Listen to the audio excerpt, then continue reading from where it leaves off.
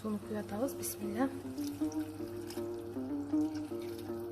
Болду. Калган күрүчтү койгондон кийин дагы өлчөп көрөрбүз. Кээ бир адамдар буга кайнак сууну куят. Кайнак сууну куйганда күрүч этибиз жумшак болот.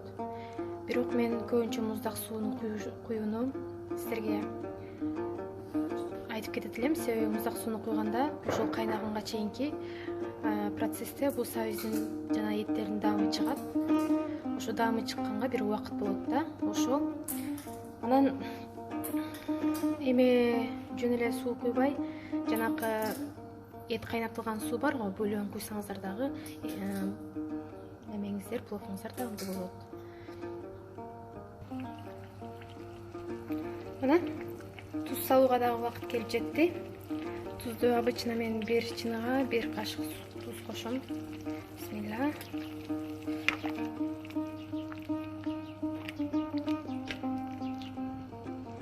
Тузун көрөйүкчү кандай.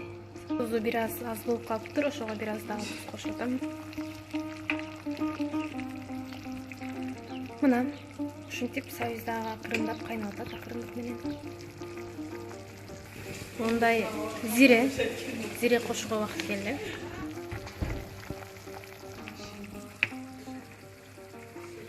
Эми күрүчкө убакыт келди. Күрүч жана өзүңүздөр көргөндөй ушул жерден болчу суусу азыр мындай аз эле калыптыр. Сууну тыйла эле ичиптир десек болот. Күрүчтүн суусун мен төкпөстөн мынтип куюп алып, косметикалык максаттарда иштетсеңиздер дагы болот. Эми күрүчтү жууп, пловко салууга убакыт келди. Мына достор, күрүчтү суусу туп-тынык чыкканга чейин таптаза жуудук. Эми пловко салып берсек болот. Мына күрүчтү салып алдык. Эми салгандан кийин аралаштырбасак жакшы болот. Аралаштырбай эле мынтип коюп коебуз. Бул сууну тартканга чейин кайнатабыз. Сууну тартканда демдеп коебуз.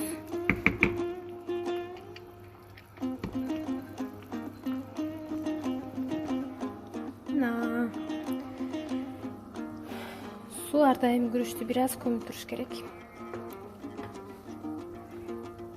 Мына пловубуз дагы кайнап, сууну тартканы аз калды.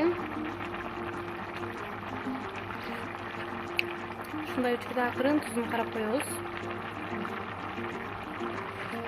Эгер тузу көп болсо суусун алып, мындан суусун алып башка суу кошобуз. Эгер тузу аз болсо, кичинекей пиалага туз кошуп, суу кошуп, ортосуна куюп коебуз. Азыр менин тузум жакшы эле экен.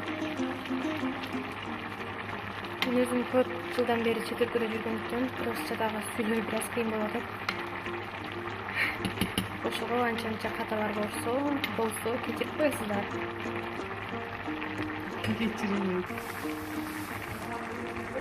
Мына достор, суусун тартып калды. Эми демдей берсек болот.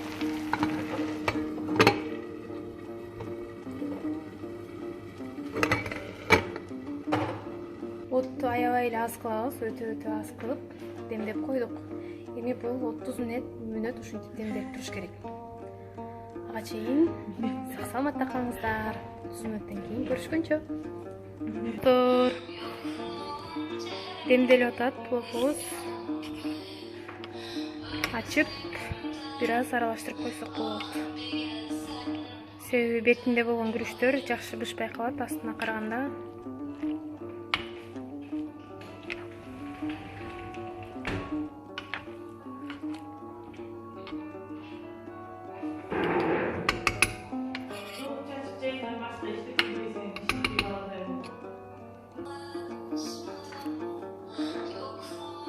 Мынакей достор, 30 мүнөтүбүз дагы аяктап. Пловубуз бышты, эми аралаштырыш керек. Жакшылап аралаштырабыз. Мынакей достор, ушун менен биздин пловубуз бышты, даяр. Жанында шакарат менен жей беребиз. Тамагыңыздар таттуу болсун. Мени көргөнүңүздөр үчүн чоң рахмат.